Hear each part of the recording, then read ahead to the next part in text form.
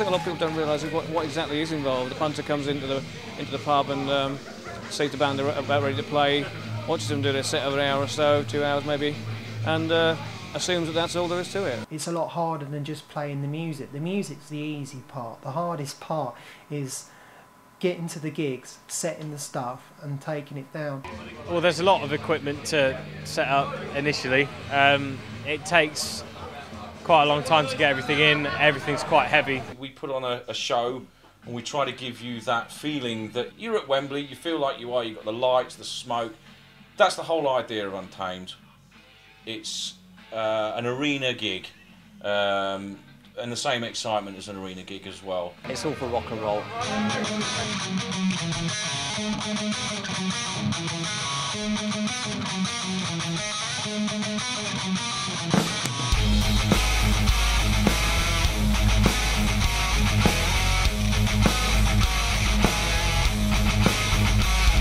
Our story starts earlier that day with the van arriving at the first pickup. They're normally around Collins for 3:30 is the first pickup. And they pick his stuff up, go around to Graham's and pick his up, and then off to John's to get the rest of the PA. So the way the hat will get me here.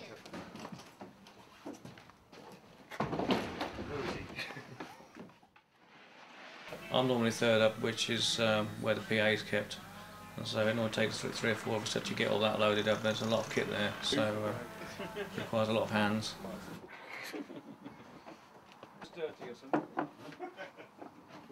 It's a big PA set at 7.5K, big JBL bass bins, Yamaha mid-top cabs, monstrous power soft digital amplifier which makes the bass end kick a bit. Normally when we finished at John's there's a little shop stop where we buy snacks and drinks and what have you. And then after that it's Paul can go and get him, and then it's off to the gig and unload and stack up. Packed lunch. That's far too The national drink of Untamed. Look, he's got far more metal things. He's got what? Mini cheddars and prawn cocktail crisps. And you've got milk. Take time to see through me. You take the time to look behind my gunfire. You told the line, but your life is free. You cross the line that separates the yellow world. After roughly 2 hours loading time, the band is ready to leave Peterborough and set off for their destination. The band arrives at the venue by about 6, giving them time to unload, ready for the equipment setup and sound check. But of course, to even get to the point of having a gig to arrive at, it takes a lot of promotion and networking, as John explains. Here we are in the office. This is where I put together the artwork for the posters for the gigs and book the shows and generally email people and try and organise things. Yeah, hi. Yeah, it's John from Untamed. Yeah, how you doing? Yeah, that's right, yeah. Dates for next year. Have you got your diary? Okay, yeah. When you're ready. February. 27th. Yeah, that's okay. You can do that one. 2 more? Yeah, June you can have 12th or 19th. 12th? Yeah, okay. 1 more? September or October, up to you. September you can have 11? Yeah, 11's good. Yeah, okay. Brilliant, thanks for that, cheers, yeah. Yeah, you too. Yeah, of course I will. Yeah, I'll get some out a few weeks before. Alright then, cheers then, thanks a lot, bye. Result 4. One of the things that I do when booking shows is I try and put together some kind of press pack to send out, a bit of audio and normally a composite piece of artwork or something similar. Booking for the shows is normally done in about the September-October time of the previous year. There are a few which do drop in as we go along the year, but generally speaking we have to be thinking about booking the next year's gigs in about October, otherwise they will get booked up. What we generally hope to do is to block book at a venue and perhaps book in 3 or 4 shows, something like that. When a gig is impending, say the month beforehand, I have to get the posters organised, construct something with the appropriate dates on, and get that out to the venue. So they've actually got a few weeks' time to actually promote it and hopefully get the figures up that we need there. Typical sort of poster would be something like that one, or a more recent one was that one there. A lot of my inspiration is borrowed from fantasy artwork, stuff like this.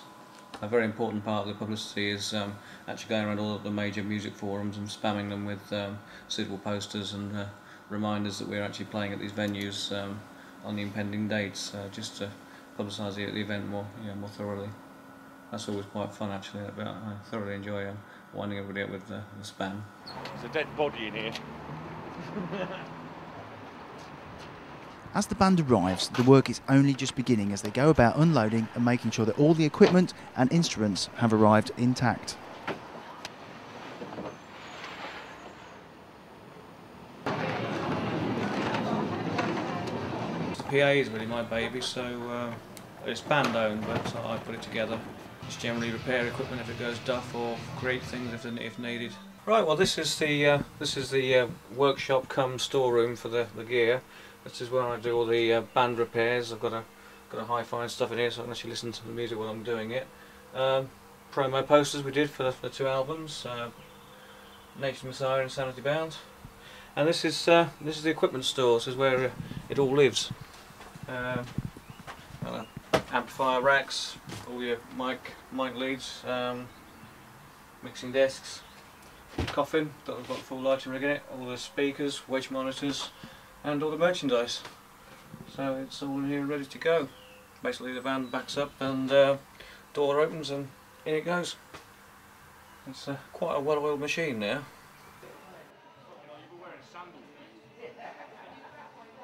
We try and leave Peterborough about 5 o'clock. It gets about an hour to get here. Then all the unloading, of course, the setting up. But again, we generally reckon about 2 hours from actually getting in the building to actually doing the sound check and, assuming that goes well, being done. To get my sound, generally I'd just plug straight into my amp because no need for distortion pedals. I've got a delay pedal and a chorus pedal that I need to check are working and set right. I've got a rack system which I need to make sure is connected properly, and I just need to make sure I'm in tune.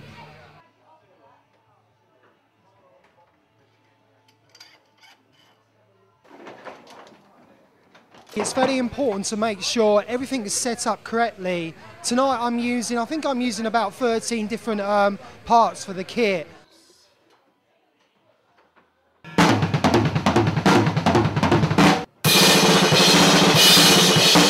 Of course, it doesn't always go well. There's sometimes a faulty lead, somebody's sound's just completely wrong. Sometimes the rooms are just hideous to set up and there's too much natural echo, and so you have to mess about trying to get the EQ in such a way that the room doesn't affect what you're doing too much.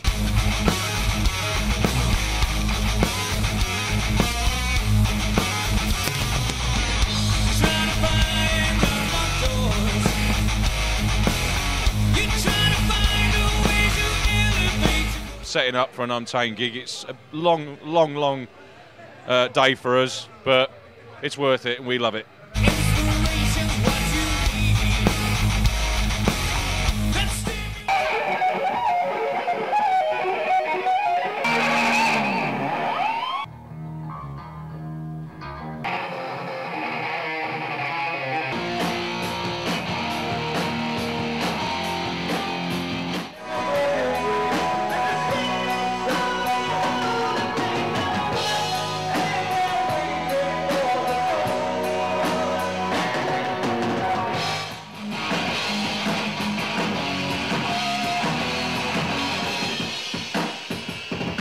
Just done the sound check. It's gone quite well actually, not too bad. A couple of issues with the lead guitar breaks, but that's now been sorted. Bass is okay. Drums is done first, as always. That's okay. So basically now it's all chilling out, waiting for everybody to arrive and do the gig. We get all sorts at the Billy, and this is the best thing I've seen in ages. We have a heavy metal owl. Next thing is we've just got the lights up and all set up and angled and presented as they need to be for the show. A very important part of the Untamed show are the lights. Andy has been looking after this part of the show for the band for some years now. Andy, how did you become part of the Untamed team? It started back in 2004, I think, and Colin, the guitarist, wanted more than a static light show, so he asked me if I'd do the job, so I came along and said, yeah, okay. And have you got any stories where it's gone sort of pretty badly wrong? Yeah, a couple, yeah. I mean, when I first started, I was just finding my way around the control panel, and of course the smoke machine is an obvious thing really, but yeah, I left the smoke on, smoked them out. What else? Yeah, light cutouts, you know, or hit the wrong button, you know, that kind of thing. Something else that people don't think about is arranging a playlist. So I think they think the band just turns up and just plays songs. I don't think they actually realise that there's a lot of thought has gone into which songs you want to do in the evening and what order you want to put them in to maximise the effect of the songs. It's something which we spend a lot of time thinking about and trying to get right. 22nd of December 2007, Silver Jubilee. First time I've ever seen Untamed, never looked back. The guys are amazing. They really good live performers. They got charisma. They're great. They know how to play the audience. They're amazing guitarists. And like I say is, I've been seeing them for 2 years now, and I've got no intention to stop ever. And never missed a gig? No. Unless you've been on holiday in Italy? That's right, biggest fans ever. Most people know I'm married to the bass player, and he's nicknamed me his bass tech because I tend to restring his bass for him. And just more by luck than judgment, I tend to get it pretty much in tune first time out, which he's rather chuffed with. So I've worship the band, worship all the guys. They're all good friends, and we love them all to bits, and always will. Okay, well here we have, as you can see, a green room. This is probably one of the more salubrious green rooms we've had. Normally we end up actually changing toilets, which is the usual thing. There's a bed here. I'm not quite sure what that's for. Whether that's if anybody gets lucky or whether they get snowed in. I don't know. But yes, normally our changing rooms are normally the gents. We have to take it in turns to nip into a cubicle, pray that it's clean, and get changed. Which is all right at the beginning of the night. It's at the end of the night when you come to change back. It's not quite so pleasant. There's normally, well, if it's been a busy night, there's normally all sorts of stuff on the floor, and we have been known to stand on our shoes just to try not to get our socks wet. It's pretty disgusting, really, but it's part of the joys of being in a band. Selling the merchandise, normally I handle that as well whenever somebody wants a t-shirt or something, because it's all in the van. I've got the van keys and I take their money and I'll dish out a t-shirt or two. Price at £15. Fruit of the Loom, guaranteed for one wash. The Insanity Bound album cover, and on the back some of the lyrics from the song. Unlock the shackles of my mind. Are you afraid of what you might find? And to be honest, if you're not afraid, there's something wrong with you. We have something from the Untamed Basics range. They come in spaghetti top, t-shirt and vest, and they're £5 each.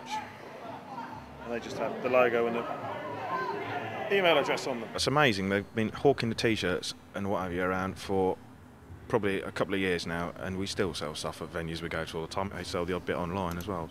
The website, that's quite an important part of our promotional tools, if you wish. It's got all the history of the band on it, it's got our discography with the 2 CDs on it, it's got various videos, of course our merchandise. You can actually mail order from the website, hoodies, t-shirts, whatever, just bang in your PayPal stuff, and I mail them out basically. Tina, who's been coming to our gigs for quite a few years, I should think. Within literally a week or two, she'd put together a brand new website, which was absolutely great. So basically, when it comes to do updates or search if we want to advertise new shows, what I tend to do is email Tina the relevant information over, and she basically bangs it up there on the website for us. Tina just does all the work for us, really. She's been absolutely brilliant. Thanks, Tina. Anyone got a spare kettle, Lee? Nope. So, Darren, what rubbish have you got for us tonight then? All sorts. Excellent.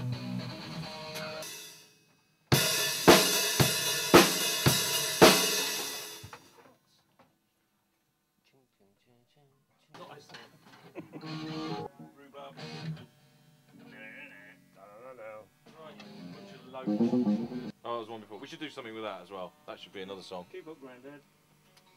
Pleasure.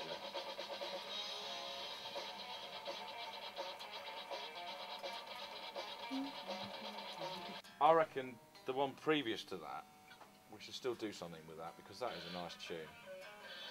That one. You say it's cheesy, Colin, it's a bit pixel, I like it. Yeah, but he wanted that. That was the riff that he wanted for underneath his solo when he gets there. So what we did last week is now cheesy. No, that, to me that sounds fine. I just thought that riff was what he was gonna. I thought you said that riff was cheesy. For a verse, I thought. But then I thought, well, that's what he wanted to use for the solo anyway. Yeah, but you could even change that for a chorus. If it's too... If it doesn't seem like a verse. Because a chorus has got to be more open anyway. Like go on and on for a chorus. I think on this one it needs to be a bit short and sweet.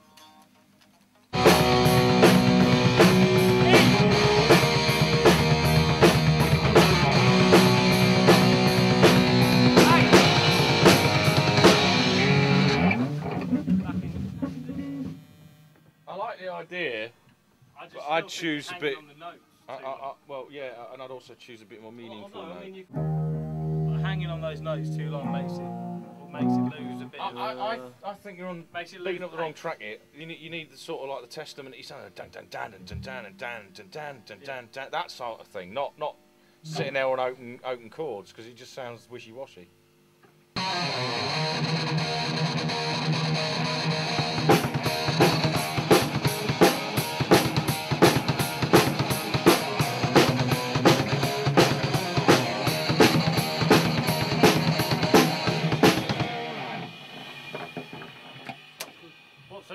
Too jolly. Too jolly. Too jolly. It's like, hey, I'm off. Try I'm off for a picnic. Try the first riff and try You darken that up a bit, you'd be all right. I can't see a problem with that riff actually. I don't think it's too jolly. Yeah. Sounds like early Halloween to me. I don't think it does, but if you're going to say that sounds like that and that sounds like that, we're not going to be able to write anything. If we keep picking at things saying, oh, that sounds like that, we're never going to get anywhere. Darren comes from a neoclassical point of view on playing guitar. We're all more of a bluesy player. I think that shows a lot in our playing, a lot of our songwriting. I was sort of thrown in the deep end really with the sort of learning all of the previous songs because obviously I didn't play on them, but I've sort of brought the solos a bit more to my style, which was a bit of a challenge but also quite exciting at the same time. The new stuff I'm really excited about because I've sort of contributed to that as well. Songs we tend to do by somebody bringing an idea into the room really. It's generally Colin has a riff or something. He'll bring it into the practice room and we'll sit there and play around with it, cut bits out, add bits, try and flesh out something and hope to come to a good tune. Because normally after we've actually come out with a tune we have to decide on subject matter, either by how we think it sounds or if we've got an idea that we really want to use and it seems like that might be a good vehicle for it. So that's really how it's done. And as far as lyrical content goes, unless we've actually got a storyboard we're trying to write, it tends to be rhyming moon with June most of the time. Usually it's me that comes up with a riff and then everybody puts their tuppence in and just elaborate on that skeleton idea, and that goes for lyrics as well. Inspiration for the actual music comes from things that we all listen to, probably during the day or during the week. Sometimes it just comes out of the blue. It's just a riff in your head and you just play it. I start off with a basic lyric, just have a look at what's going in the world around us and try and put that into a song with probably a few lines, probably nearly a whole song, and I'll bring it to rehearsal for the guys to have a look at, and then they will put their bit in, change stuff, add pieces, take pieces away. We're being a bit more mature and about our writing, and we're trying to be probably more diverse than we have in the past. We're trying to bring different elements of music that reflects one's personality. You know, we're trying to do hard, heavy stuff, melodic stuff. So far, the 2 new songs shows the influence of the bands. There's some of the guys in the band are into really melodic stuff, and some of the guys in the band are into the heavier stuff as well. But even the heavy stuff has got a melody, because Colin is really good for writing melodies and lyrics and stuff like that. The progression of the band for the past 10 years from just a covers band, we're now writing our own material, 2 albums under the belt, and starting to write more material for a 3rd album.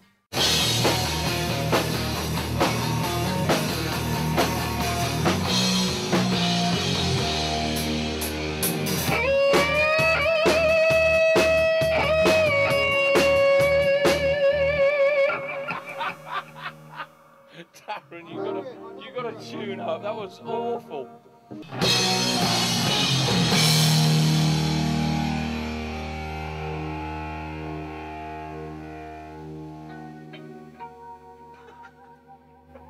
What was that?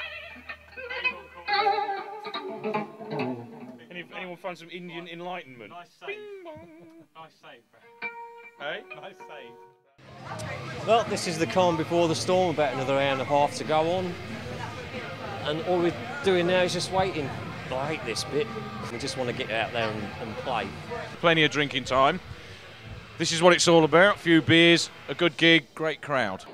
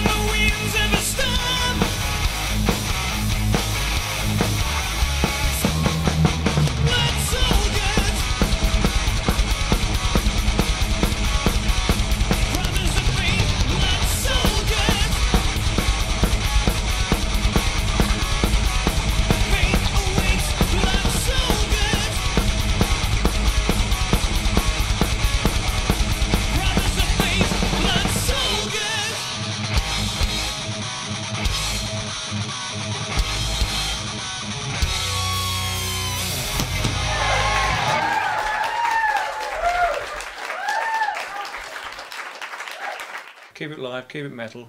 This is, and And we are. Untamed.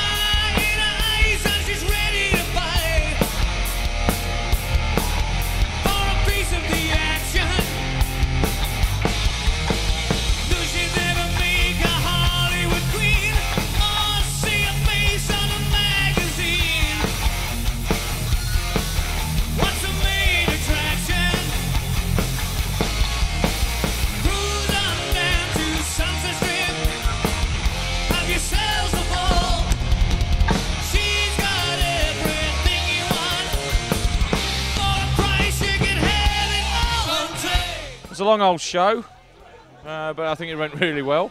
3 hours and 5 minutes of playing. Is that what it was? Yeah, 9:30 to 25 to 1. Well, there you have it. That was King Billy for you.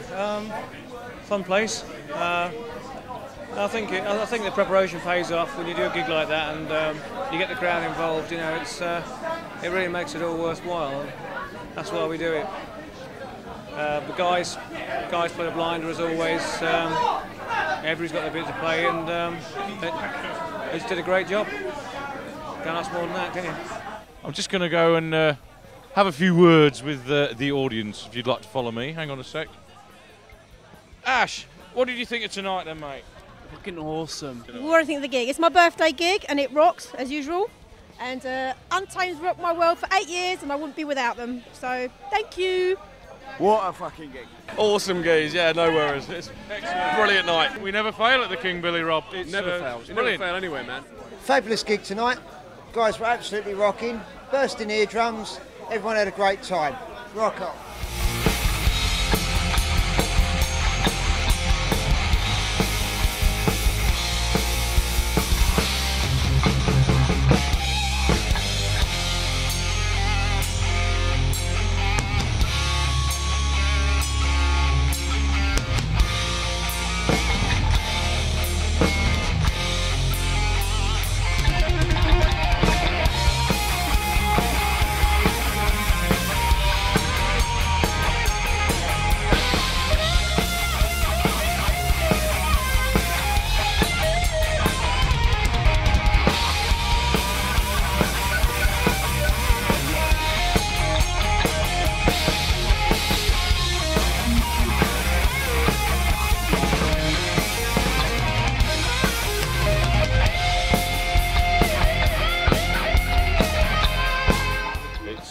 Silly o'clock and we're all tired. It's a long old day. I mean, sometimes I work Saturday mornings as well, so. But it's always a good laugh. It means normally once or twice a month I get out to have a laugh with my mates and come and listen to some good music. So, but the downside is I roll into bed at 6 o'clock sometimes if it's been a long gig and if the crowd don't let them go.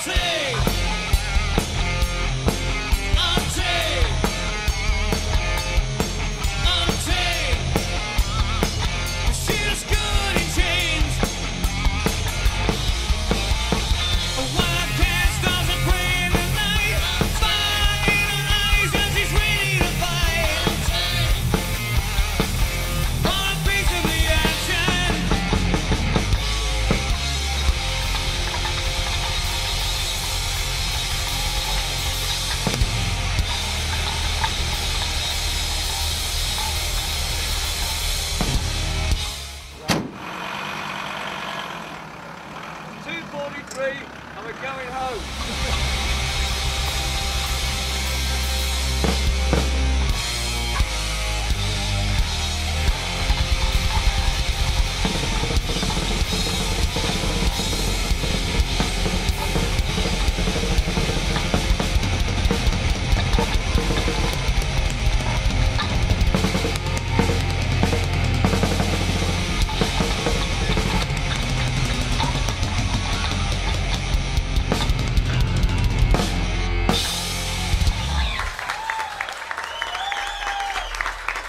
Cheers everyone, thank you, good night, thanks.